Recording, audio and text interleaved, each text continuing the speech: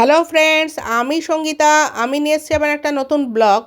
আর এটা হচ্ছে কড়াইশুঁটির কচুরি তৈরি হচ্ছে। এটা প্রায় প্রতি ঘরেই শীতকালে হবে, লোভনীয় একটা জিনিস আর আমার খুব পছন্দের জিনিস, তাই আপনাদের সঙ্গে একটু শেয়ার করার ইচ্ছা হলো।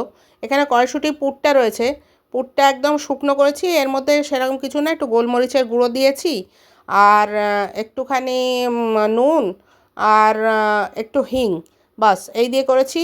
আর এই লুচির একটা পুর তৈরি ছিল, সেটা আপনাদের পুর তো তৈরি আছে, আর লেচি কাটা ছিল, বানিয়ে এই ছাড়লাম, দেখি ফোলে কি না। আমার এই কড়াইটা আমার খুব পছন্দের কড়াই, কিন্তু অল্প তেলে বেশ সুন্দর করে কচুরিগুলো ফোলানো যায়, সেজন্য নিয়েছি। এই দেখুন, এইবার উল্টে দিলাম, দেখা যাক এইবারই বোঝা যাবে ফুলবে কি না।